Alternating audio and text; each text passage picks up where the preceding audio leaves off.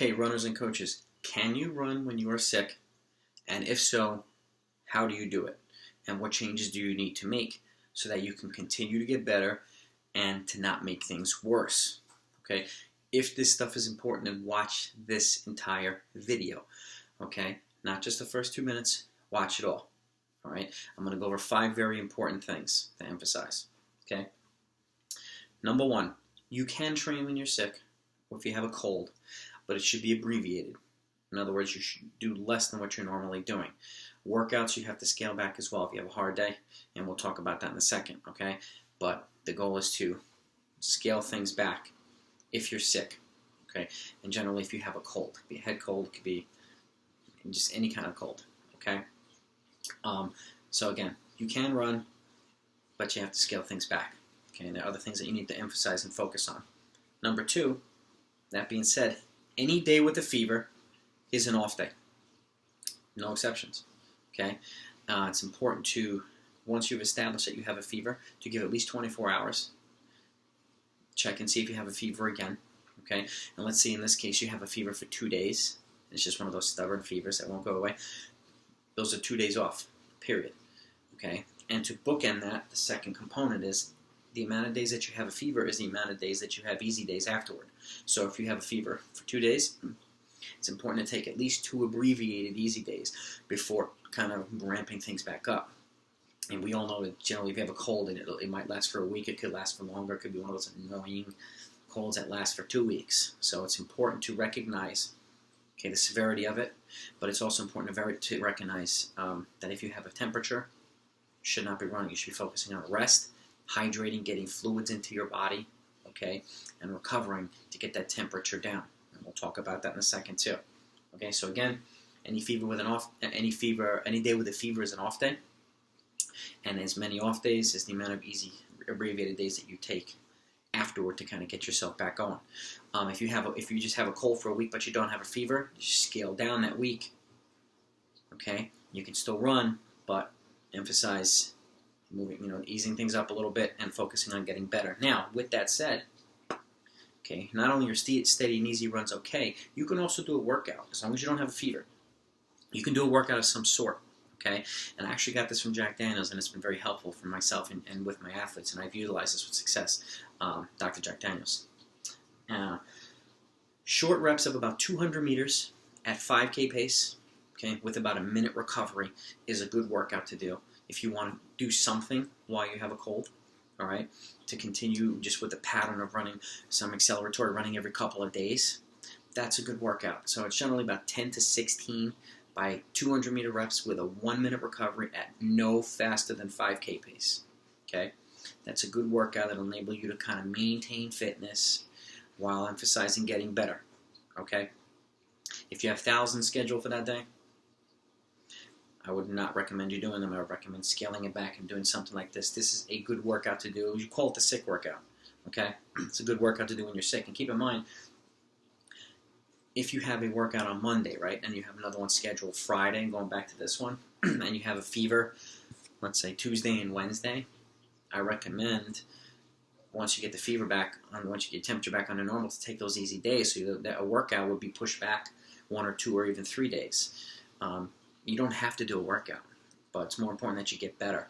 I would much rather you get better and scale things back than make it worse by trying to bully your way through a workout. You can't muscle through colds. You definitely can't muscle through fevers. So just to keep that in mind, but here's an option that you could utilize if you want to do something, whether it be yourself or for your athletes, while they have a cold, okay?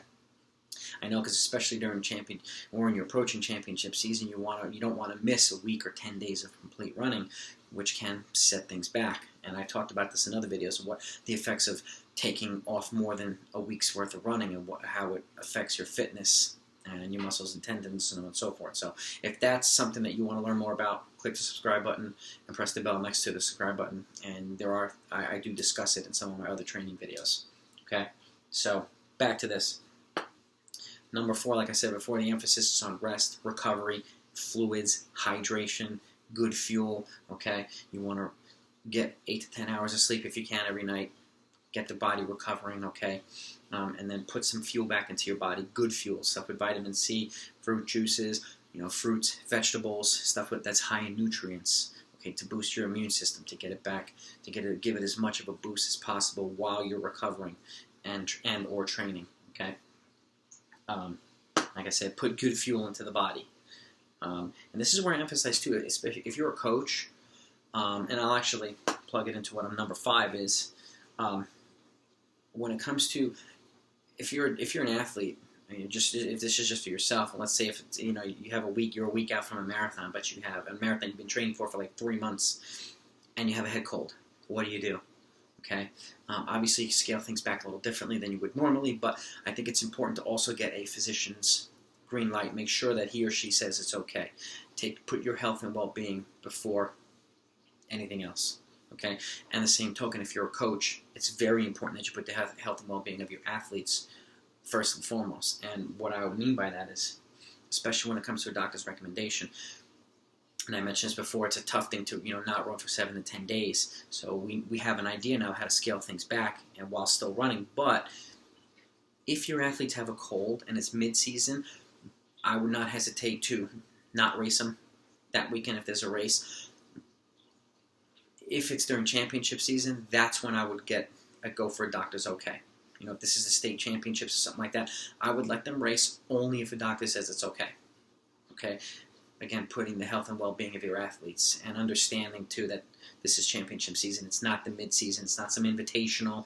We're not here to score league points. We need you, and we need him or her there that weekend. If the doctor says it's okay, then it's, we'll have them toe the line. But those are the exceptions to the rule.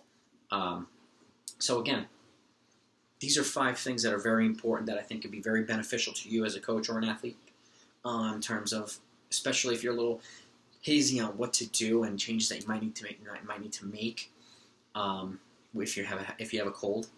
And there are things you can do, but there are also things that you should not do. And this list gives you some insight into both of those. So if you find this content valuable, please click the like button. If you have some insight of your own, please drop it down in the comments down below. I respond to all comments, and I will learn from you as much as you learn from me. This is something I love to do, and as a former competitive runner and coach of the last 20 years, I want to give back as much as I can to the sport, and as well, I want to serve you guys and gals as much as I possibly can. I want to give as much of my knowledge, and if you find something valuable that's helpful to you and your athletes, fantastic. If you want to see my other training videos, like I said before, click the subscribe button and the bell next to it. I've got training videos from 5K all the way up to the marathon, cross-country training programs for high school and college. I have a running-specific stretch routine. I've got 1 mile time trial video. I've got videos on how to establish the right training paces based on your fitness. I've got all different kinds of videos, how to train in bad weather, hill running, 5K training programs specifically based on time. Same thing for half marathon and marathon. From 4 hours all the way down to 2:30, from half marathon from 2 hours down to 1:15, and I have sub 18, sub 17, sub 16, and sub 15 5K training videos, all detailed, 12 to 16 weeks, day in, day out, weekly and monthly. So I do encourage you, if you're going to watch those videos, to watch them in their entirety.